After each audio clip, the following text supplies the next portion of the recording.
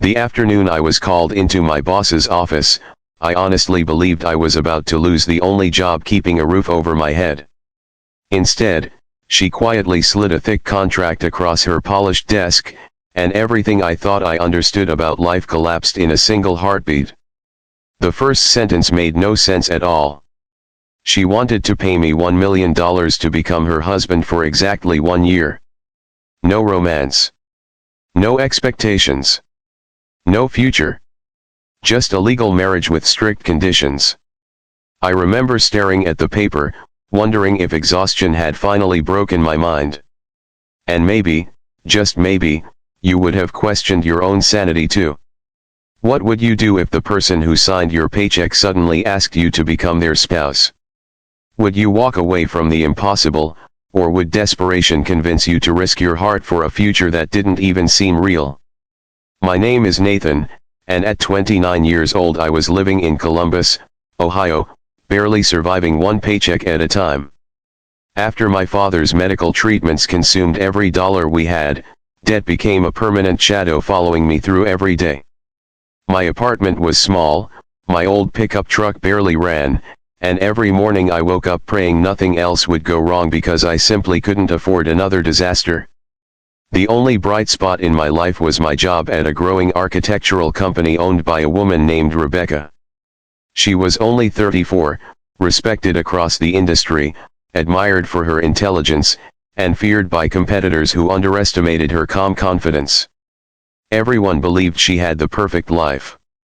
Expensive suits, a beautiful home, successful business, and endless achievements. But people only see what someone chooses to show them. Rebecca's proposal wasn't driven by love. Her grandfather had built the company from nothing, and before passing away, he had placed one unusual condition into the family trust. The majority ownership would remain under Rebecca's control only if she was legally married within 12 months. Several relatives had already begun challenging her leadership, hoping to force the company into their own hands. She refused to marry for appearances alone, yet she couldn't bear watching generations of hard work disappear. She explained that she had quietly observed me for years. She trusted my honesty more than anyone else inside the company. She believed I would never exploit her situation.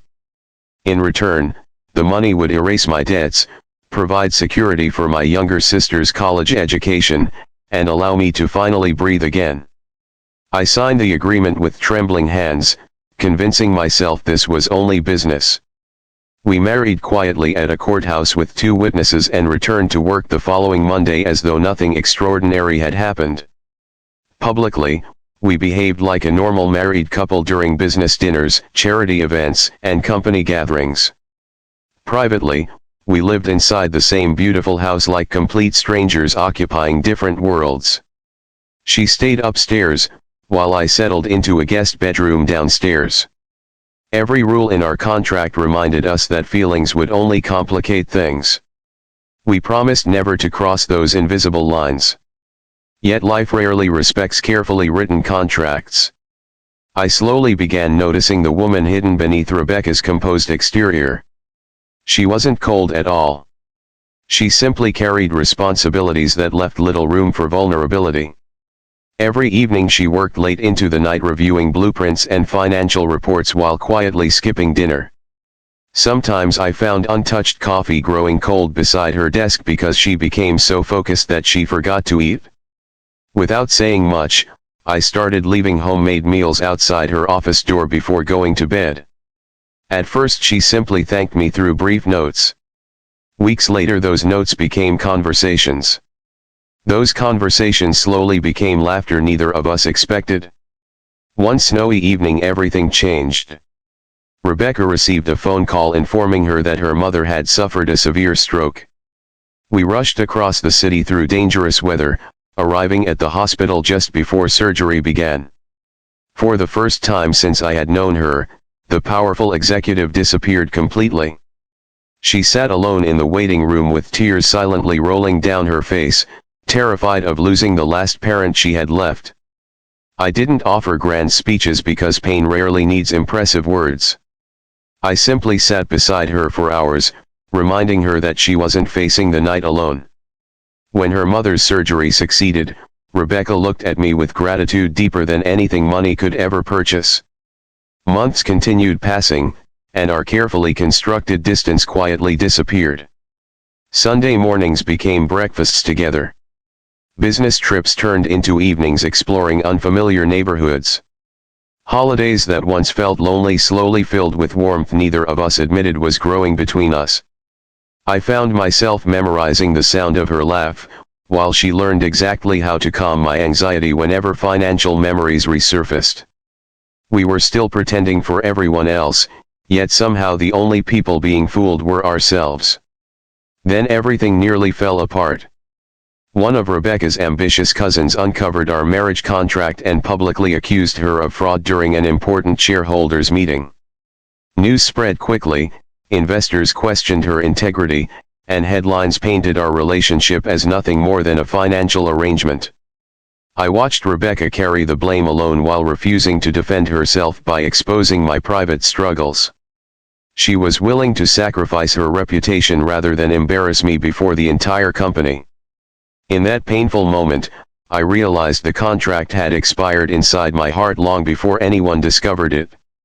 When our one-year agreement finally ended, I quietly packed my belongings. The payment had already transformed my family's future. My debts were gone. My sister had graduated from college without worrying about tuition.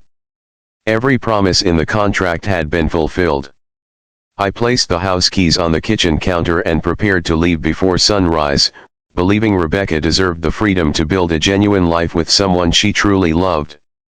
Walking toward the front door felt heavier than any burden I had ever carried. Before I reached the driveway, Rebecca stopped me. There were no lawyers, no contracts, and no carefully planned speeches waiting this time. Only tears she no longer tried to hide. She admitted that somewhere between hospital waiting rooms, shared breakfasts, quiet evenings, and ordinary moments, the marriage had stopped being an obligation. It had become home. She confessed she could no longer imagine success without the man who had reminded her that kindness mattered more than power. At that exact moment I realized I had been searching for happiness my entire life without recognizing it had been standing beside me every single day. 3 years later, we renewed our vows in a small church surrounded by family, friends, and employees who finally understood the incredible journey behind our love story. There were no hidden agreements, no expiration dates, and no conditions left to satisfy. The marriage that had begun as a business transaction became something far stronger because it survived fear, loneliness, public judgment, and the courage to trust again. We learned that the strongest relationships are often built not on perfect beginnings but on imperfect people choosing each other every single day.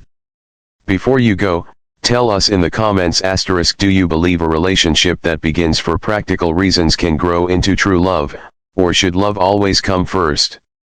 If this story truly touched your heart, please like, comment, share, and subscribe so more people can experience stories that remind us of the beauty of second chances, unexpected love, and the quiet power of kindness.